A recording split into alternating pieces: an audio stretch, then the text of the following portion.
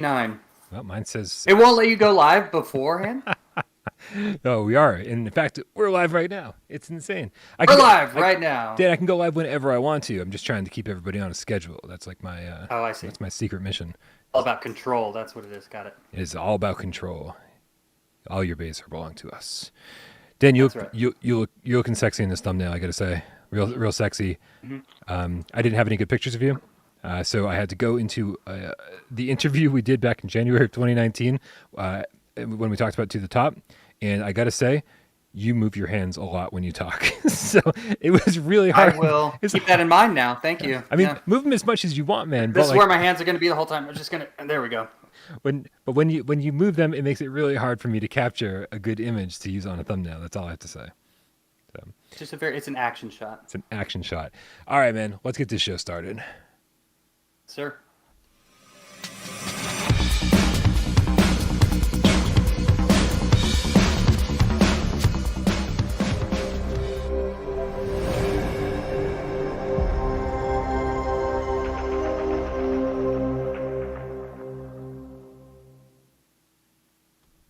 This is PSVR GAMESCAST Live, where we film live every single Monday, Wednesday, and Friday, right here live on YouTube, 6 p.m. Eastern. Rain, shine, parents' basement, proper lighting, or Christmas trees. Really, it's whatever we have handy.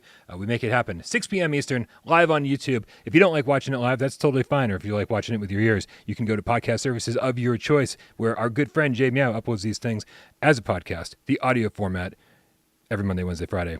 And, you know, if you don't like watching the whole show, there's only a specific part you want to watch, just wait. Wait till later, because our good friend, Sci-Fi Game Cat Henry, puts timestamps in this sucker every single episode. He's amazing. Don't beg for timestamps, because if we lose him, I kid you not, no one else is going to fucking do it. My name is Brian Paul from this channel right here, PSVR Without Parole, and joining me today is Daniel Dunham over at Electric Hat Games, probably most well-known for the game To the Top. Daniel, how you doing today? As a matter of fact, I think that's the only game I'm known for. I don't think it's a most well known. I think that's just a one thing. Yeah. Well, I mean, doing pretty good. But I had some you've sushi. made other games though, right? I mean, we need to be clear about that. I have because you're worked not on other known. games. Yes, this is true. Right. Yes, this is true. Yeah. I don't want to bury the lead. Talk to me about the sushi. Oh no, the sushi was great. We got it at the local grocery store here in Texas, HEB. Those from Texas probably know what I'm talking about, and they are probably jealous right now. So yeah. Yeah. So grocery store sushi is okay sushi.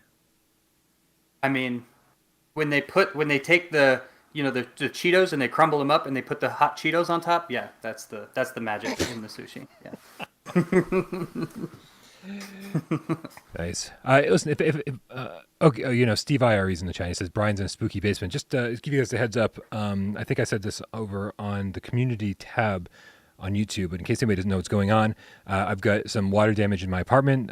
If you guys remember, there was like a waterfall happening in my apartment during one of the shows, just like, a couple months ago, and that caused some major problems. So I had to get that removed, and so I'm currently staying in my parents' basement, and that's why it looks like the set of Saw. But you guys know that's where I'm most comfortable. Scary movie all the time.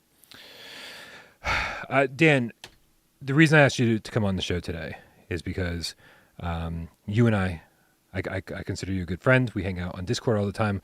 We sit in voice chat all day while we work. You do you make games and I make videos, and we just kind of shoot the shit while we get our work done.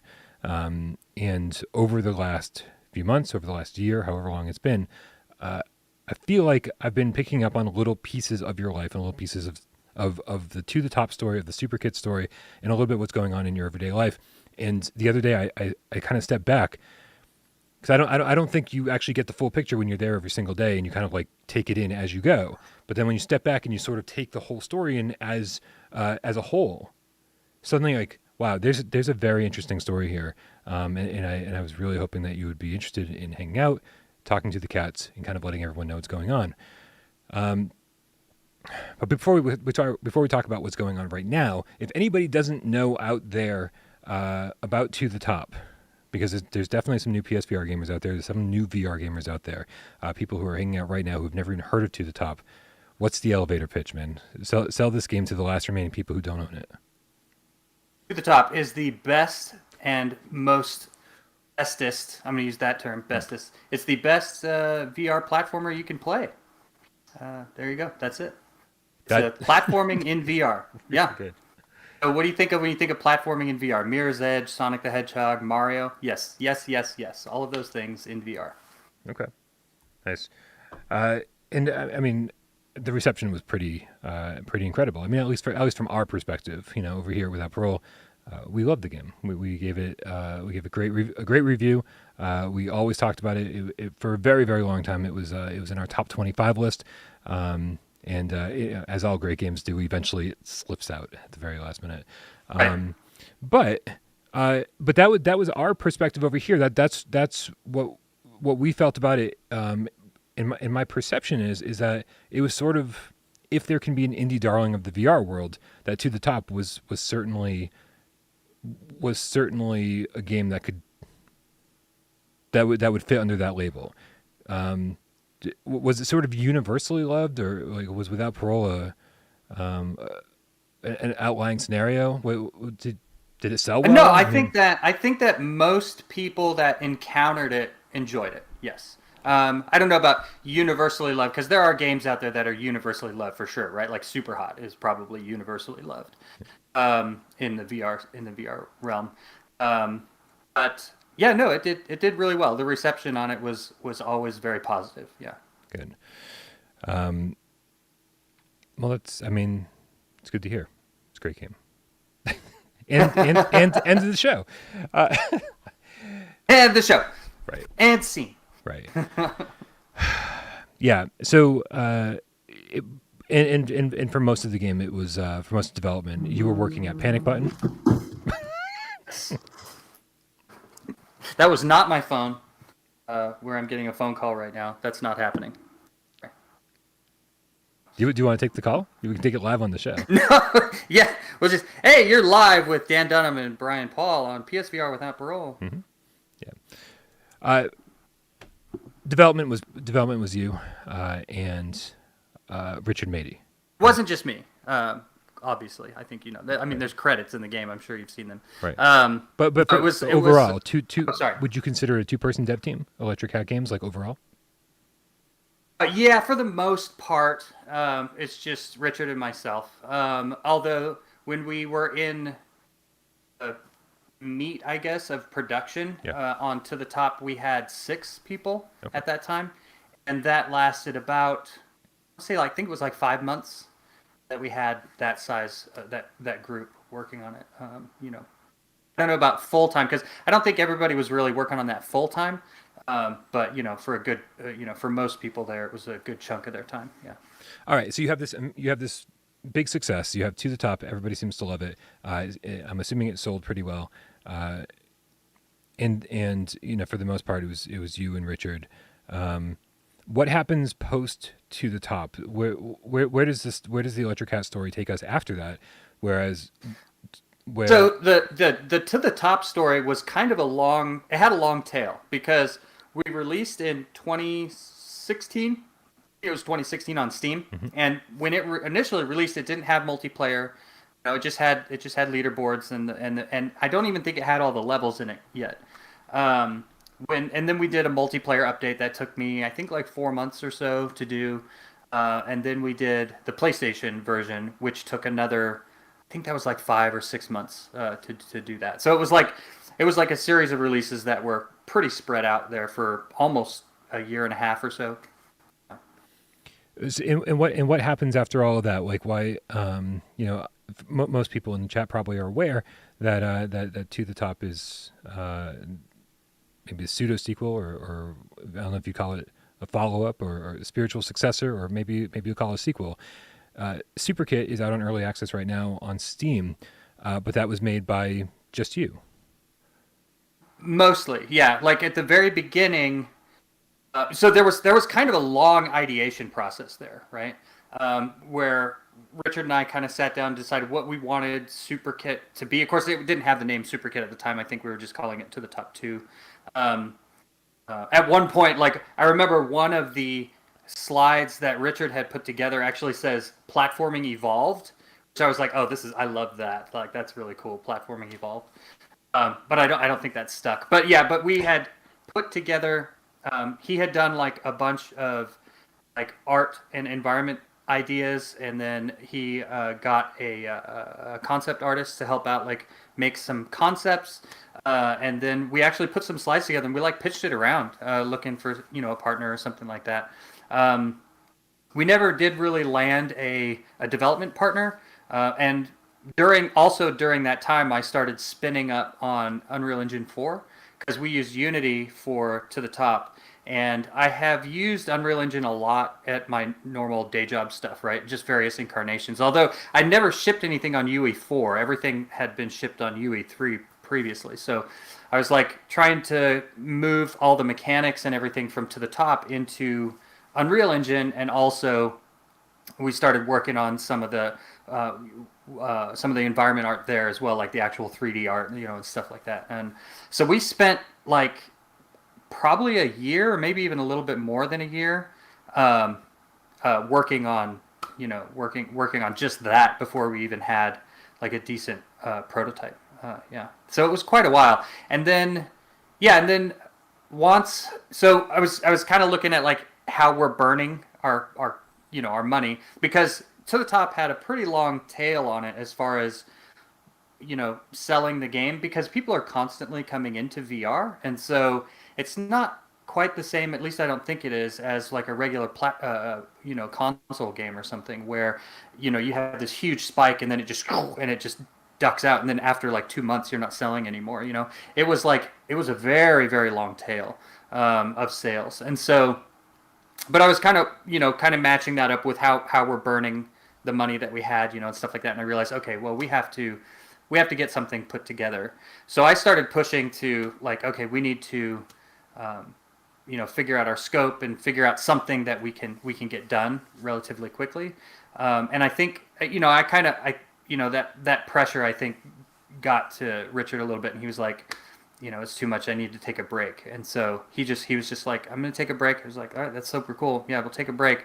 And so while he was on break, I just kind of kept chugging away at it. So at that, and then it was just a few of us. It was like me and Shua. Shua's the guy that's done all the environment art for the game and a lot of the props. Like, he's amazing. And then I have another friend of mine, Ethan from Panic Button, that's helped out with some of the sound and stuff like that for SuperKit. And so yeah, we just kind of chugged away on it for a while there, and eventually I got to the point where I'm like, okay, I need to do early access or something like that. So I did the early access. Yeah, so that's kind of where we are now. So yeah, I did that early access release. I mean, it's not in a great state. I'm sure that anybody that's tried it, looked at it, went like, what the fuck is going on here? And that's exactly what Richard's response to is like, what the fuck is this? And so he's like, I'm coming back to fix this thing.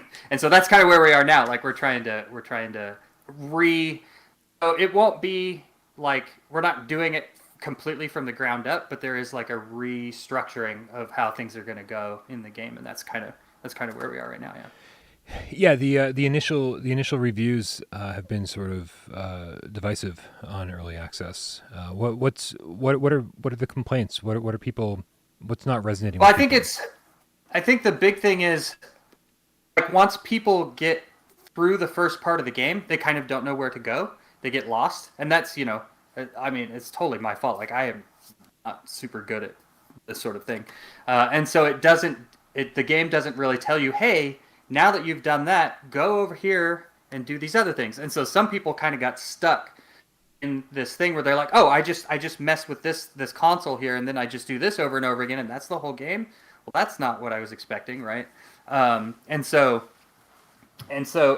not the whole game, but there's they don't know that, it's not their fault. And so that's one thing. And then I think the other thing that I did to try to help myself out, because again, I'm not, like, level design and stuff is not my forte. And so what I did was I went, okay, the thing that I'm good at though is I'm good at engineering. So let me put something together that sort of procedurally or semi-procedurally generates some of these levels, and I'll try to use that to help get the adventure that I'm trying to do across. And I think that part also wasn't really grokked well by people, and it was like this part, and so when I sat down and talked with Richard about it more recently, the thing that he was like, this should not be in the front part of the game, right? Like if we even keep this, it should be something else, like an additional activity in the game or whatever, and we really should be focusing on the handcrafted levels and stuff like that. So do you think any of the response was because people were just looking for more to the top? Probably, yeah, and that's a completely valid as well. Yeah. How does this all hit you? I can only imagine working on something and spending so much time with it, years of your life on it, and then kind of finding out that the reception isn't the overwhelming praise that something like To the Top got. Well, I mean, at first it sucked, right? Honestly, it didn't take me that long to just step back and look at what people were saying, then realize that, oh yeah, this is, this needs to be addressed, right? Yeah, it took me, and then that conversation with Richard where he was like, look, this sucks, that's tough. It's hard to hear that for sure. But at some point it's like, well, you have a couple of things that you can do, right? You can give up and quit. And just not work on it anymore, or you just put your head down and get back to work and fix it, make it better. And so I'm kind of doing both a little bit, right? Because I'm actually looking for like an engineering gig right now. So I'm going to go back to doing it the way I did on To the Top, where I had that, when I was working on To the Top, I had that full-time job. And I was working on To the Top sort of outside of the full-time job. I think I'm going to have to do it that way again, which is, it's fine. Yeah, I mean, shit happens, I guess. But like, do you look back at those days when you were working at Panic Button and developing To the Top and go, how the hell did I do this? Like, there's only so many hours in a day. How did we make this happen? It was great. I loved working at Panic Button. Like, I like being around people. I know that some people say that that's weird for engineers. I don't think that's weird for engineers. Like, I feel like most engineers I know do want to be around people, but they're like, sometimes they're just a little introverted about it, but they don't want to be alone. Anyway, sorry, that's we should talk to Miles about that. I loved working at Panic Button, and so it was great to work at Panic Button during the day and get that experience, and then in the evenings get to work with another crew on other stuff. Yeah, and a lot of the people that we worked on To the Top with, Richard and I had worked with at Kings Isle as well. So yeah, it's fun. Let's dip into the chat a little bit here. We got a few different tips. We should probably read off. Starting off with Donatello, the Scientist Game Cat, with a $10 tip, says, "I love To the Top and can't wait for Super Kit." Dan, how are you feeling about PSVR 2? Wait, are you? Is this a trick question or is this like a? I don't think this. I don't think this is a trick question. I feel great. PSVR 2 is going to be awesome. No, it is. It's going to be great. PSVR. I'm super excited for PSVR 2. Yeah. Yeah. Is it going to revolutionize the industry? Is it going to change what we think about VR? This is obviously speculation. We're not asking for any inside information here. Well, there's a couple things that might change. Like, there's a bunch of stuff we already know about PSVR 2 that we don't have in consumer VR already, right? Like, one of them is eye tracking, and one of them is the haptics in the headset, right? And those two things seem kind of minor, but I mean, we don't know what people are going to do with it. It could, like, especially the eye tracking, that could turn out to be a really like major thing that you have to have, for going forward in VR, maybe. Yeah. Sergeant Frosty was a $2 tip. It says, "Climb to glory, Dan." There's a lot of support for you here, bud. Nick the Game Cat How with the $5 tip says, "Good to see you." That's fly to glory. Fly to glory. Oh, here, hold on. I'll be right back. Here we go.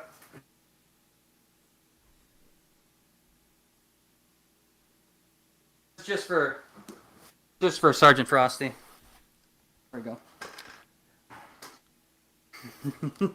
I can't wear my headphones with it though. But can you wear assless chaps with it? Because I mean, I could. I don't have any. You'll have to send me some, Brian. Yeah. I mean, I don't have any spare. All the ones I have are being used currently. They don't just. It's a good look. Now I understand. Okay, it's a military reference, right? Military thing. It was a 10th Mountain Division. Yeah. Okay. Nick the Game Cat How with the $5 tip says, "Good to see you, Danny." Awesome Tatum. See you. Awesome Tatum with the $5 tip says, "Super Dan, new and trending." Major Tatum. See you. Good to see you. New and trending. All right, so Super Kit lands in early access, and still needs some work. How much of what you have, how much of what is in the game, do you think can be salvaged? Do you think Actually, a lot. And do you think when people, I mean, it's, do you think this is? The problem is I want to like talk about 50 different things right now, and I'm trying to like stop my brain mid sentence constantly to be like, okay, wait, just let's organize this just a little bit. Do you think this is what early access should be used for? I think this could be a prime candidate for being like, no, this actually, is perfect for early access. Yeah. This is my first experience like doing anything with early access, and there's definitely a couple things that I learned. One is that I think that players don't actually want games that are too early in early access, which is kind of an interesting thing because early access, like the real thing that started early access was Minecraft, right? Way back in the day. That was like one of the first games that we ever saw that did something like that in a successful way. And that game was super early when they first when Marcus Preston started selling that. So that's what I was kind of thinking with early access, but it definitely seems like looking back at it now, like games that are very successful in early access tend to be more polished. Like, Hades is a good example. Like Hades, even the first release in early access had like that first chunk of gameplay that they gave you. It was way more like a vertical slice than like an alpha or something like that. Okay. So that's one thing that I learned. But the other thing is that, yeah, I think that doing this has been super valuable because I learned that, this all needs to change, right? Like if I hadn't done that and just kept working on it and then released it, like there's no going back. There's no changing it or fixing it, and in some ways it's like should have had more people playing the game even earlier. So I did have a bunch of people I did make a demo version of it that I brought out to events and like had people play it, right? But that demo version, it goes through the tutorial and it kind of goes through that first level and getting that first power core, and then it's like, good job, demo over, right? Because you want that demo to be like 10 minutes or less because you got to get somebody to go through it, right? And the response to that was really good, but that whole part of the game was working really well, and the part that wasn't working so well was what happens after that when you get back and you're like, go to the next floor, or go look for another power core, or find the keys, whatever it is.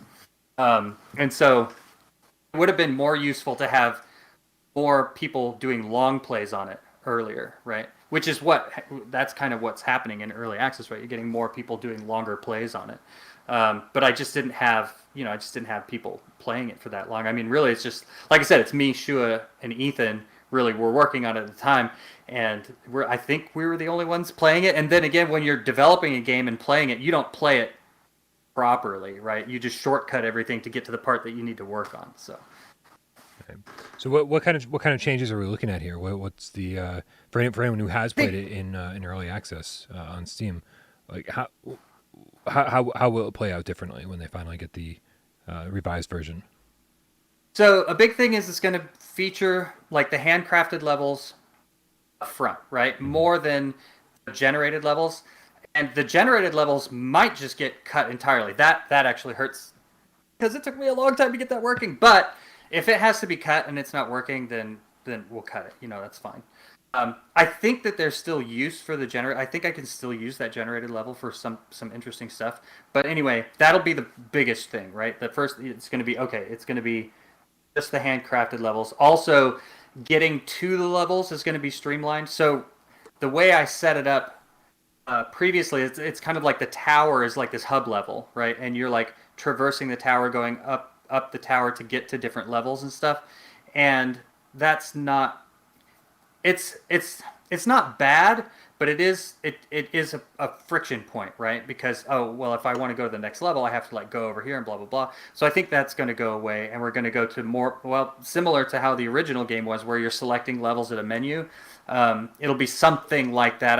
I'm working on it now to where what I'm trying to set up now is so that there's still no loading screens, and so when you're in the the main floor, what's left of the tower now, there's like a level select thing. You select the level and the door opens, and then you're just in the level, right? And so when you want to do another level, the door closes and then it loads another level, the door opens, but there's no loading screens or anything like that. Like that's kind of how I have it set up right now. We'll see if that persists, but yeah. Okay. I mean, I played. You watched me play actually. When you sent me a build, and I played it in the voice chat on Discord, and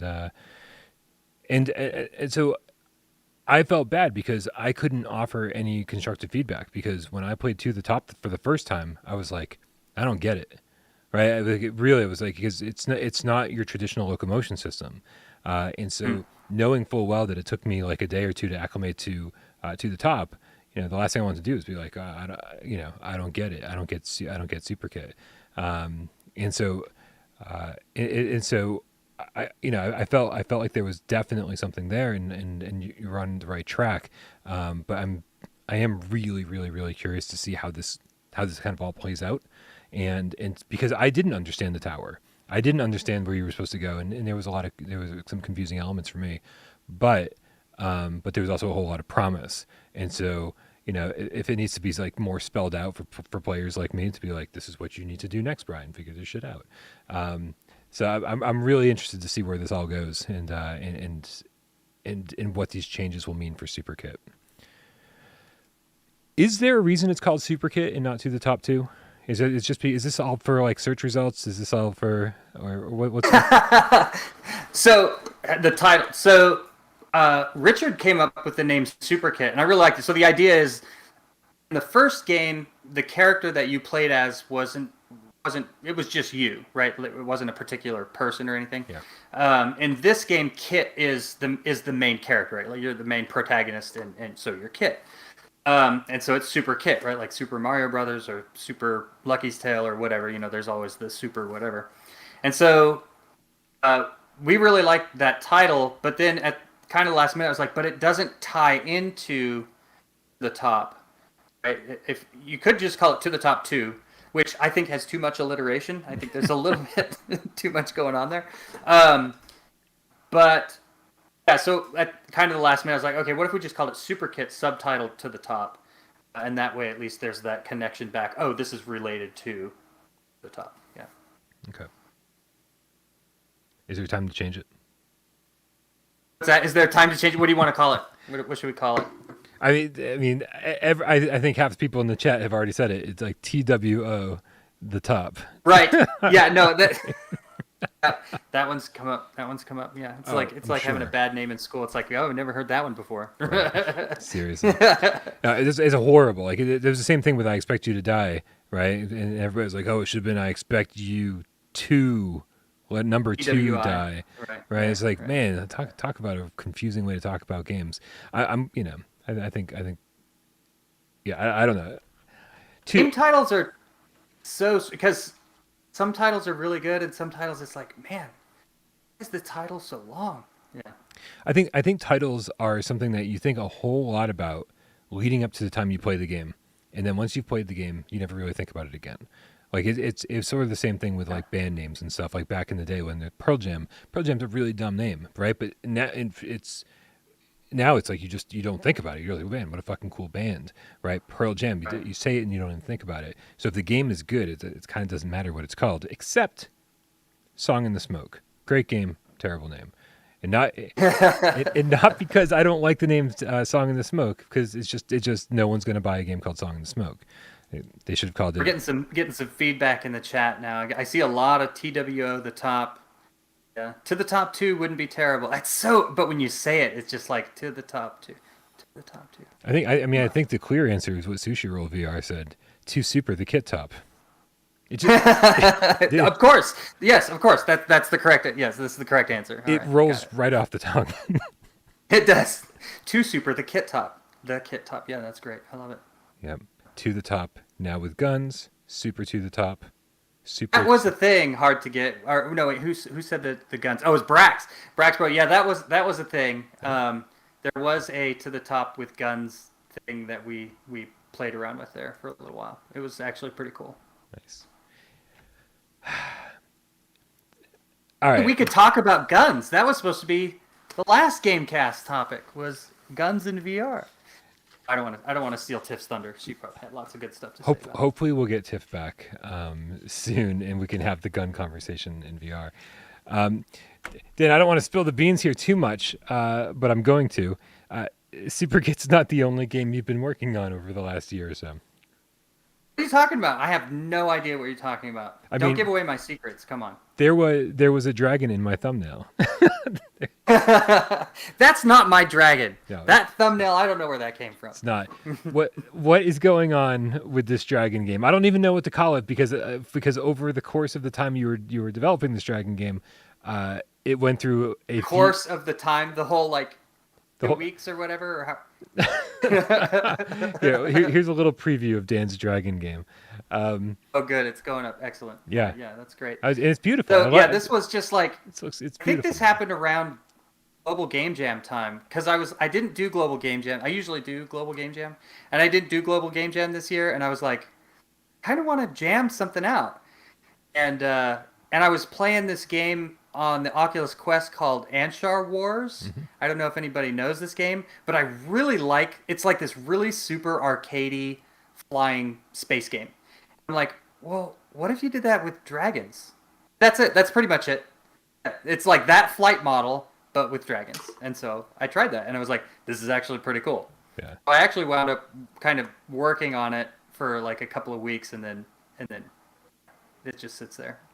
Are we ever going to see this? Is it ever going to come out? No, I don't think so. How much would you pay for it? $2. I want my $2. You were ambitious, man. Like I remember you being like, I'm gonna take a quick break and I'm just gonna bust this game out in like a month. And I'm That's right. Yeah. No, I was. Because it was like I was having so much fun. Yeah. I was having so much fun playing it, but then as I was working on it, I was like, oh no, this is taking way too much of my time. I can't. This either has to go away or it needs to turn into its own thing or whatever. But this would be a great hidden game in SuperKit. If once you platinum the game, once you unlock all the then you can play. And what was the final name you were referring to this as? Oh yeah, because I was gonna call it the what the heck? Can't remember the original one, but then I was like, oh, it should be the Abandoned Dragon game. So it has the word abandoned in it. Right. Developed by Blue Box Studios. Right. But yeah, so unfinished Dragon game, Untitled Dragon game, because you were doing the takeoff of the Untitled Goose Game, right? And then Untitled Goose Game, right? Yeah. So, I was like, that could be fun. This was a fun month. I remember kind of keeping up with all the iterations of the Dragon game and going, he's never gonna finish to the top two. Like this. Oh no, I was never gonna finish the Dragon game for sure. But now that I'm looking at it over here. I'm like, fuck, maybe I should go back and take a look. It was really pretty. And it was just fun, flying the dragon around. And this video that you have playing doesn't even have, because I put in, bad guys, and you could shoot fireballs, and, you could pick shit up and throw it around, bomb stuff or whatever, and there were rings to fly through, and anyway, whatever. It's done. It's been abandoned. Been abandoned. I'm going to let it play for a while. It's fun to watch. It is really colorful, man. I got to say that. That's the other, because these are just assets off the Unreal Marketplace. You know what it was? I think that at that time these assets came up on the marketplace for free because they do free assets for the month, and I think that's what it was. Because it was Game Jam month, and these assets came up for free, or at least some of them came up for free, and maybe I had some already in my library, and I was like, I'm gonna make a game with those. Yep. Nice. Yeah. What kind of game would you make if you could make any game? Jesus. No limitations on time or manpower or budget. If you could just make. I think I would make an adventure game. I think I would make an adventure game. I think the types of games that I really resonate with is God of War, Uncharted. Those cinematic kind of which. I don't know, maybe it's just because I'm old or whatever. It does feel like it doesn't fit in with a lot of especially the indies around here, around town and stuff. They seem to be more into, or less into that sort of thing. But I still really loved, God of War, Spider-Man. Oh my God. Even I was talking about, I was talking in chat, because because Panic Button did after I had left. They helped work on Jedi Fallen Order, and I'm like, oh man, I missed out getting to work on a Star Wars game. Like, how cool would that be? So I mean, you would want to do that. You would want to do like a Star Wars game, like somebody else's IP. Like you wouldn't. Oh, You would create not your own? necessarily somebody else's IP, but definitely something with that's just a bigger thing. I think maybe the term that they use today is like triple I, like Kena Bridge of Spirits, right? Like what an amazing game and what an amazing team. Yeah. Like that is such a cool thing. I would love to work on something like that. Yeah. I'm sorry, Triple I. Is this like a super polished indie game? Yeah. Is So that what this they're is saying? like, yeah. So there's this weird. How do you explain? So back in the day, AAA was really referring kind of to your budget, right? So like, and like the number of people that were working on the title. Now today, AAA is like the budgets are insane, right? Like Grand Theft Auto 5, which is old at this point, was $100 million budget, right, or some crap like that. Like it was insane, and so the budgets have just gone bigger. So that created this space for like less teams that aren't as well funded as that, still pretty well funded, in the maybe tens of millions of dollars. And so that's like now that's your triple I, like your indie, but it's like high budget indie stuff. I think Kena Bridge of Spirits probably falls in that range. Interesting terminology. It just confuses everything even further. Triple A. It does, but it also creates more space, right? Like it gives you more opportunities to make something because there's like this gap in like, wait, there's these other games that you can make and still do really well. Yeah. There we go. I thought I lost you for a second. I'm still here. Good. All right, man. So as far as Super Kit's concerned, when should we expect the changes to go into effect? Where are you at? What's your roadmap looking like? Well, yeah, I have to sit down and talk with Richard about how we want to go forward with that. That's a really good question. I think that's probably next up on the agenda for sure. Is figuring out how early should we let people start playing this stuff then, right? If it was too early with the current version of the game, maybe we should wait a little bit longer for the next cycle or whatever. I personally think it would be useful to get people playing it as early as possible. I'm not sure when that would be. Like, well, how many levels do we really need to have for people to get a decent experience out of it, right? Like, how short can you go and still get good feedback? Like, is that an hour? Is that a half an hour? Like, yeah, I don't know. So. Okay, it'll be very interesting to kind of keep an eye on what you're doing and seeing how it all progresses. Be good stuff. Will be interesting. I'm interested to find out too. Dan, I've got you, man. I think we got some time on our hands. You want to talk about VR? Let's talk about VR. I'm ready. I think I think you and I have a lot of similar thoughts when it comes to the VR industry. I think there's a lot of people out there who are trying to dictate where the industry should be going and trying to say, kind of make the decisions for the rest of us, saying this is what people want and this is what people don't want and blah, blah, blah. And, if VR is going to succeed, this is how things should go. If you've got your own VR manifesto, where do you think VR should be going? What do you think it has to do to be successful? That's a good question. I don't really have a manifesto. I don't know. I just want to make the games that I want to play. That makes sense. Yeah.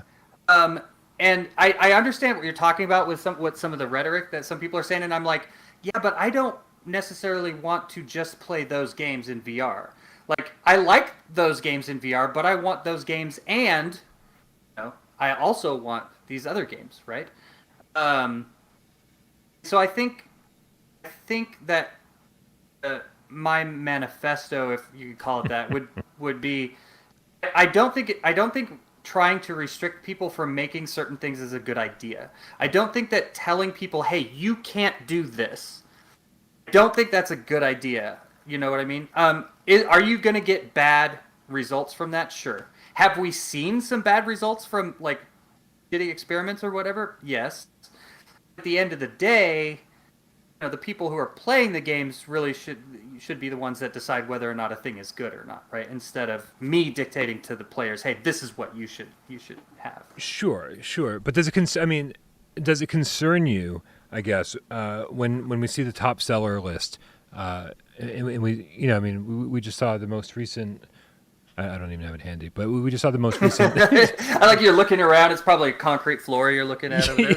Yeah, I'm not home. I don't have anything that I'm supposed to have. I feel so out of my element. The fact that we even have a show today, Dan, is just it's sort of a minor miracle, especially after the debacle that was Friday's show. So thanks everybody for hanging in there with us.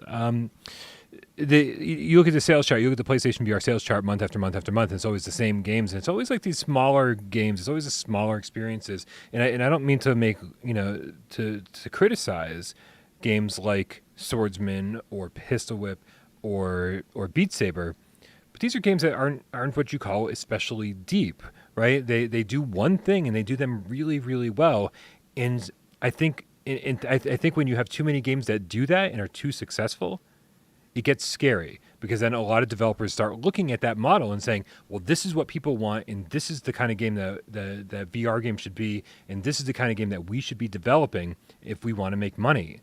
But I think it's at the same time, a lot of developers don't look at all the failed imitations of those games and all the games that tried to be the next Pistol Whip and tried to be the next Beat Saber and didn't succeed. Do you think this kind of happened on the Wii, right? Like, it seemed like. Yeah.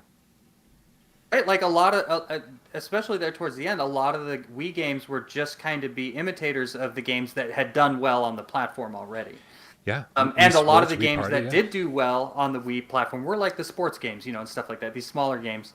And so yeah, I see what you're saying. It kind of feels like that. But that being said, there are still some breakout stuff that show up there, right? Like Walking Dead Saints and Sinners, I think, is a really good example of a game that has a lot more depth, that has a lot more systems. You can engage with that game a lot longer, and people, for the most part, really enjoy that game, right? The tricky part is, I guess, convincing developers that, hey, you should make games like this. And I don't think that's just in VR, too. Like, even outside of VR, I mean, who else is making games, big bombastic cinematic games besides Sony? They're the only ones doing that, right? I mean, look at the library that's I don't want to fanboy. Oh my God, please don't go fanboy in the chat or anything, because now I'm going to talk about Xbox and Sony, right? Like, and their dichotomy, how different they are. Sweet. Right? Because Xbox's current library doesn't really have the same kind of cinematic type of games that Sony's library has, right? And I think that doesn't mean that Xbox is not doing well, right? Clearly, games like Fortnite and Apex and all that stuff do really well, and they are, when you look at the scope of those games, relatively speaking, compared to like a big adventure game, the scope is somewhat narrower. But it also means it's more focused, right? The people they play that game because they get the exact experience that they want, instead of like Ubisoft game that's just like everywhere, all over the place, Yeah. So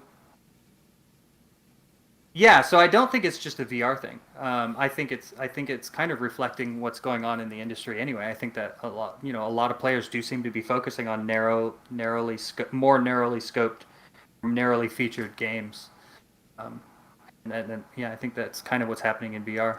And this sort of just leads to an entire narrative where because so many developers are doing a certain thing, they start.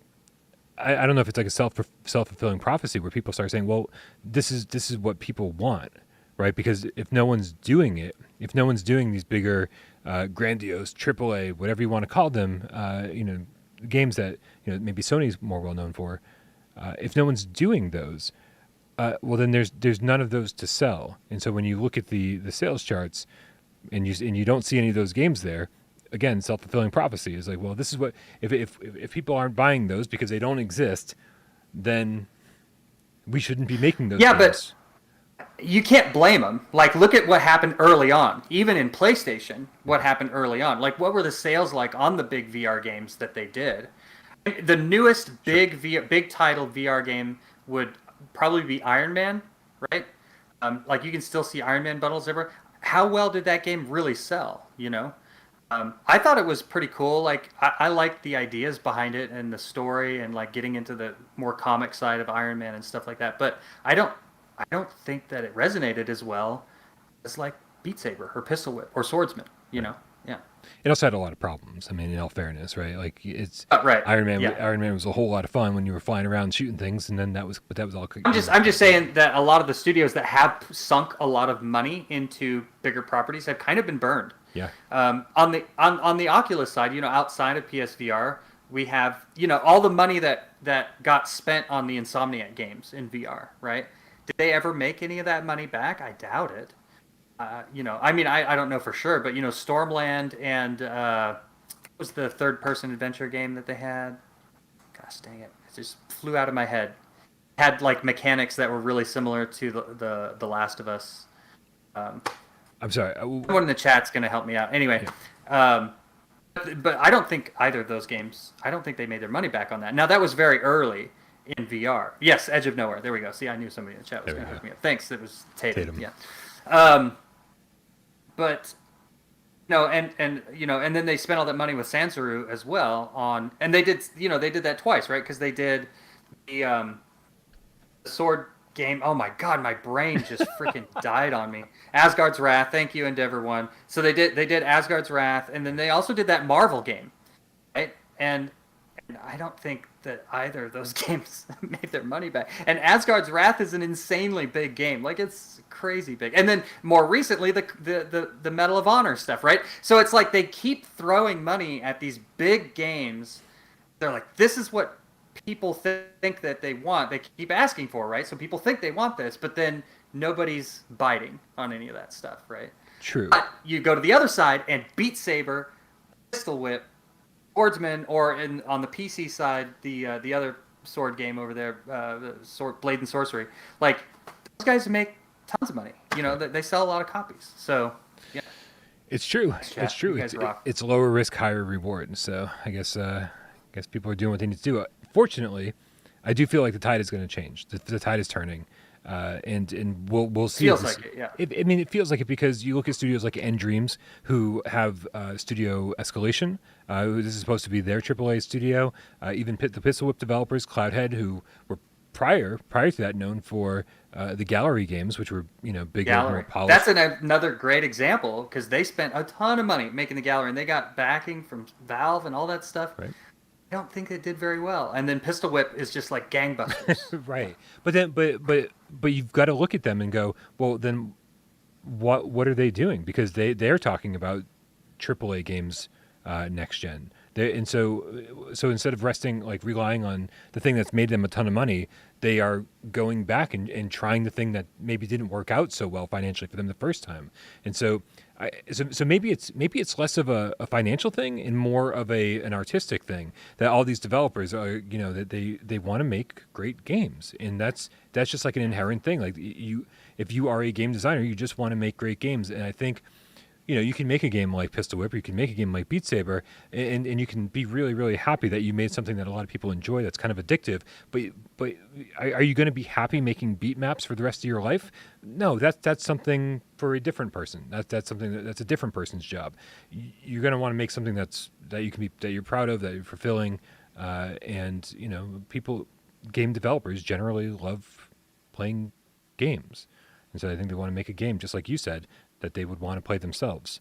And so I do think that I really do hope that PSVR 2 is a chance for all these developers to sort of make those games that they've always wanted to make, to give AAA VR another chance. And honestly, I really hope that the Gallery gets ported over. I really hope Edge of Nowhere gets ported over. I really hope that right. All these games that probably didn't make their money the first time around have a second chance to make more money, or to break even, or to be profitable, and maybe even become an IP that is synonymous with VR. Things that people look forward to maybe seeing sequels to in the future. I just think that this is like VR's big chance, and I know that I probably sound overly optimistic when I talk about PSVR 2.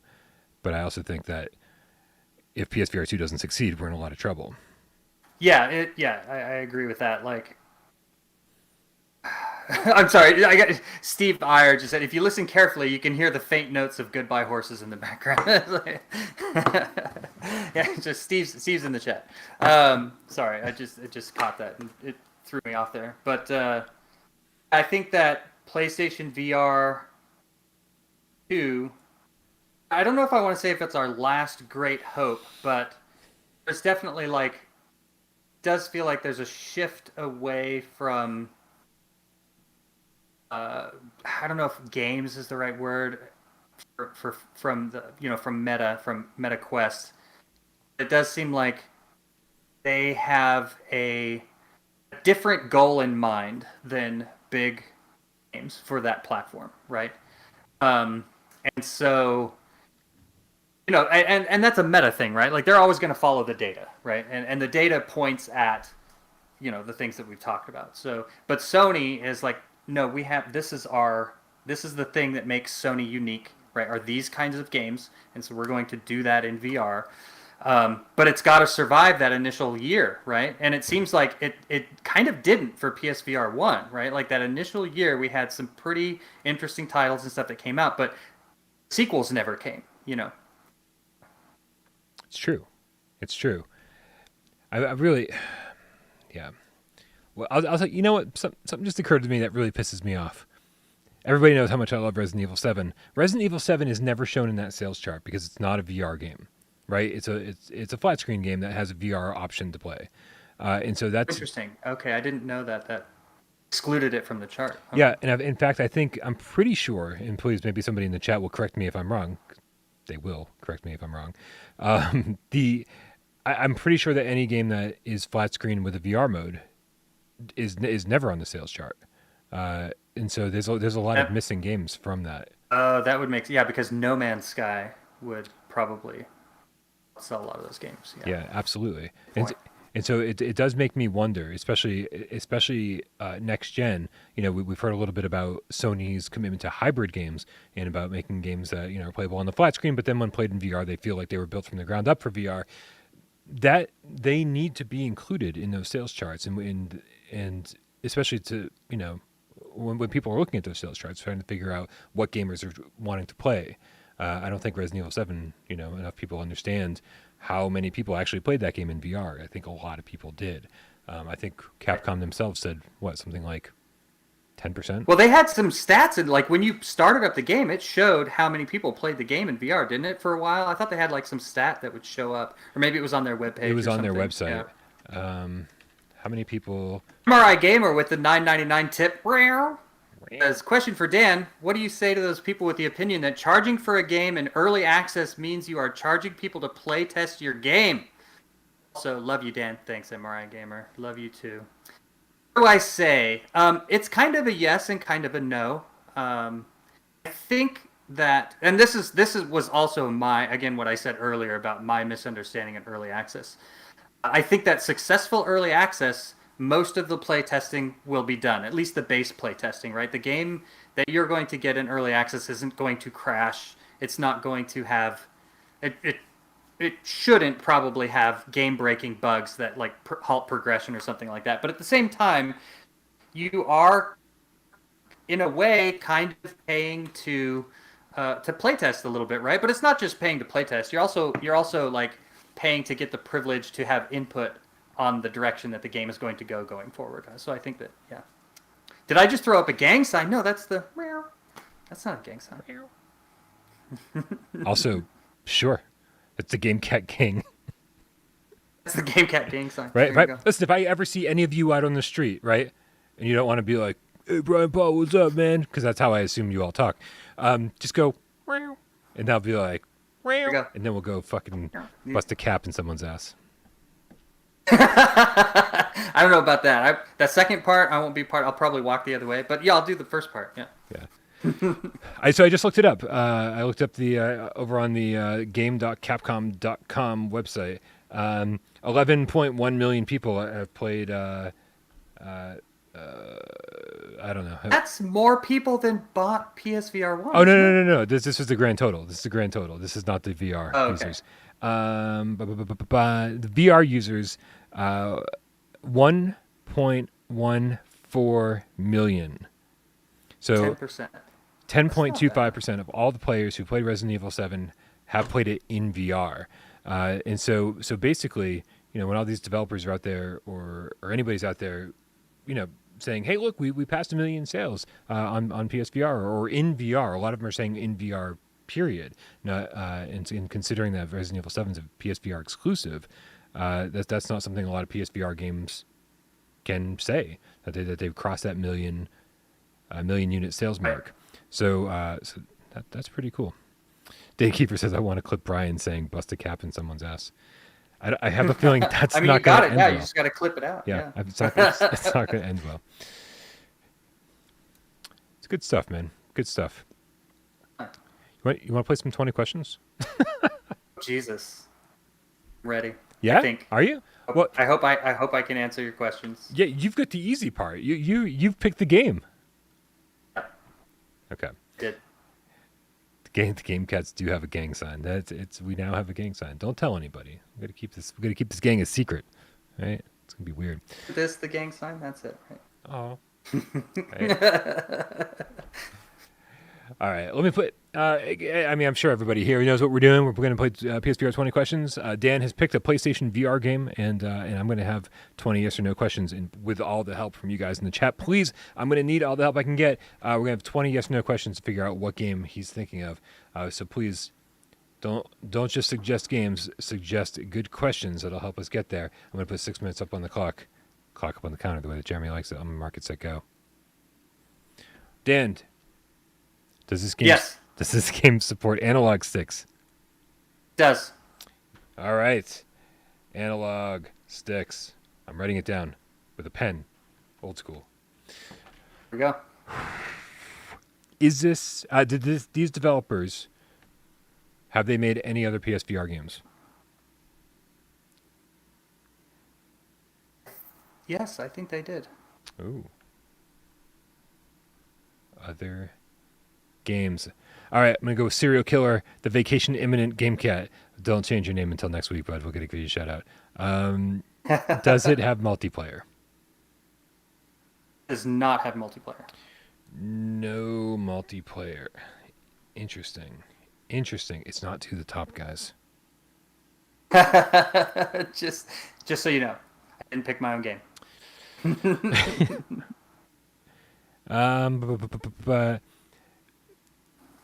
Okay, I'll go with Mark Pringlesleaf question. Is this based on a known IP? Yes. It is. Yes, sir. That's a big one, guys. That's a big one. So far, we know that it uses analog sticks. This developer has made other games, and it's based on a known IP. Let's figure something out real quick here. Let's figure out this analog stick thing. Is it DualShock? No. Can you use the aim controller in this? Yes, you can. You can. Okay. Are you keeping track of how many questions I'm asking? Nope. Just keep going. That's 5, by the way. Just yes, Endeavor 1. I was going down the RE7 track too, but then you can use the aim controller, and you can't do that in Resident Evil 7.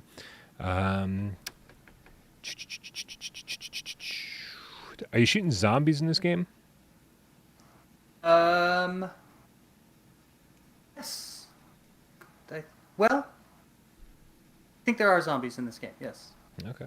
All right. Does this game... I was going to ask, can this game be played on the flat screen?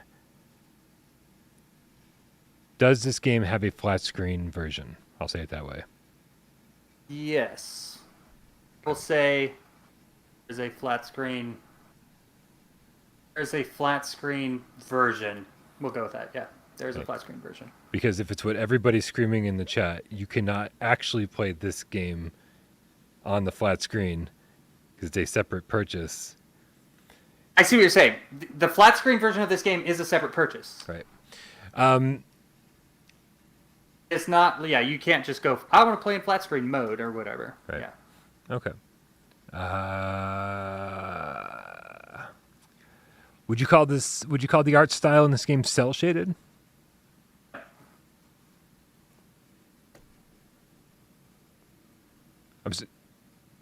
I said no. No. Okay, guys. Not Borderlands 2. Not Borderlands 2. Which means we are out of ideas.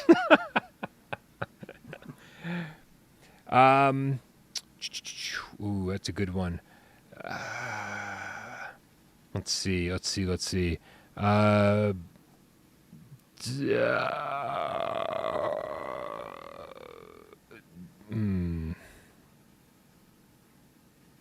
horror game?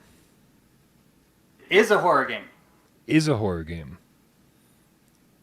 Is this a game in the Doom franchise? Thunder here. It's about to rain. I'm in Austin, Texas.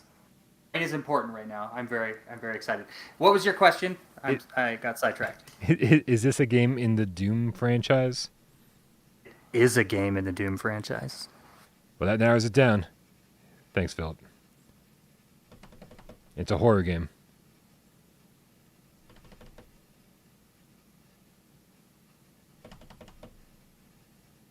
How do we differentiate Doom VFR from Doom 3? There's got to be a couple of ways. Does this game have weird world scaling problems on PSVR? Does have weird world scaling problems on PSVR. Dan, is this Doom 3? This is Doom 3 VR. Nice. So you got to play the Doom music. Such a great game. This is so good. That was a good one. Did you play through this on PSVR? Did. I really enjoyed playing it with the DualShock. I was kind of surprised. And actually, the DLC with the Doom box, where you use that as your main weapon, works really well with the DualShock because it feels like you're holding the Doom box. Nice. Yeah. Very cool. Yeah, this was a good game, man. This was a good game. The fact that it came with all the DLC and everything, had aim support, good stuff. Philip reminds me that Doom VFR didn't have a flat screen version. You know. We aren't that smart here, Philip. Yeah, that's why we have you. Also, I'm using the fact that I'm in a basement as my excuse for everything until I'm no longer in a basement. What is wrong with me, Chairface? Dan, thank you so much for hanging out with me, dude. Obviously, you know, I think everybody in our community is familiar with you and the games that you make, and they're all going to be, you know, rooting for you and rooting for the success of SuperKit. But you know, we don't care about early access. We care about PSVR 2. Are you?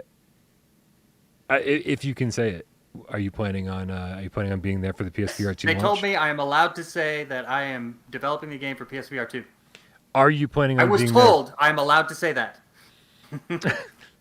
Are you planning on being there for launch?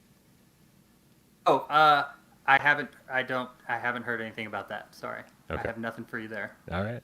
Well, that's all we got. I tried, guys. I tried. Right? You can't give me any shit because I tried.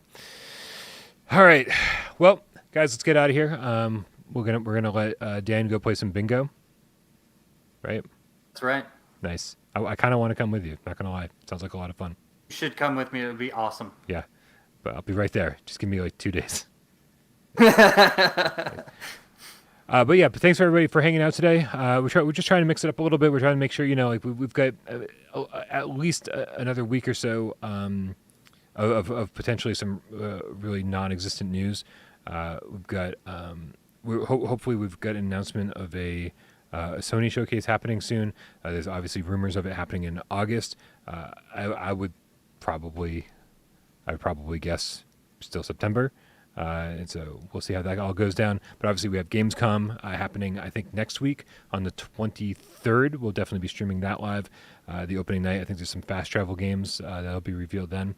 So there are some things happening here and there. We're going to try to, like, you know, keep you guys entertained for dude. I didn't go into detail about bingo. Okay, I didn't go into detail about what kind of bingo it is. Do you want to tell them, Dan? Because they're all saying Dan. Like, what is he, 70? So there's a bar here in Pflugerville that does drag queen bingo, and it's amazing.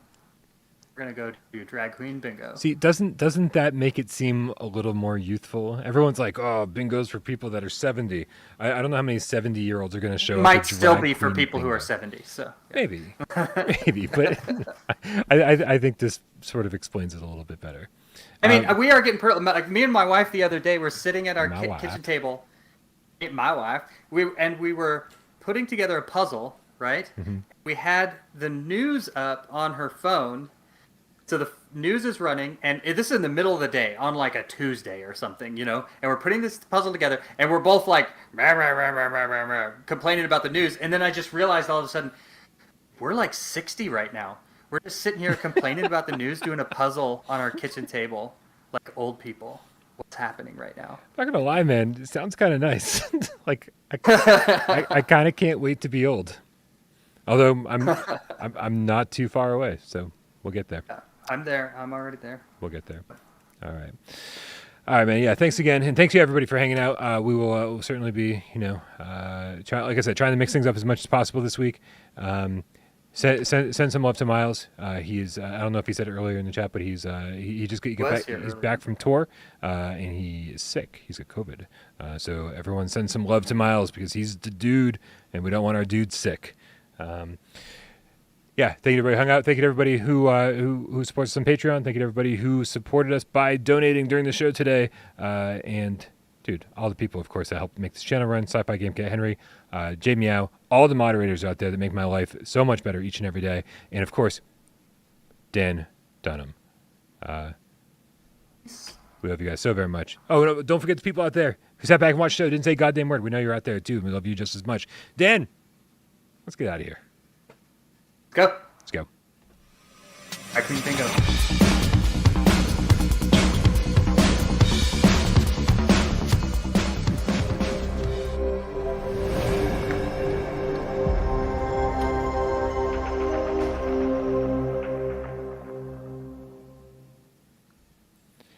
Dave, can you explain? Can you explain while we stare at you on the thumbnail?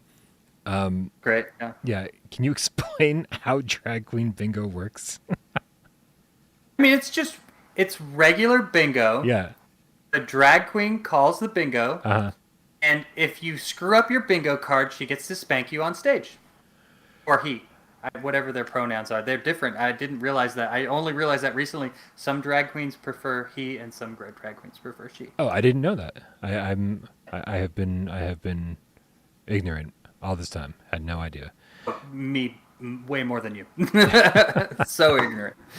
Yeah. So if you want to get spanked on stage, you can just screw up your bingo card and say I got bingo, and then not have bingo, and then they'll spank you on stage. Excellent. Red Rover, the effing game cat. See, I just threw up a gang sign. You couldn't see me because the thumbnail's up. There you go. You couldn't even see it. Yeah. $10 tip says it's been a minute. Showing some love. Red Rover, Joe Grover. That's not right. Red Rover, Joe. That's not right. I screwed up your name. Did I screw up your name? Jesus Christ, I suck at this. Red Rover, send some Grover right over. I'm terrible, man. I'm terrible. It has been too long. I missed you. Thank you so much for the donation. We appreciate you. Let's get out of here, man. Good night, everybody. Good night.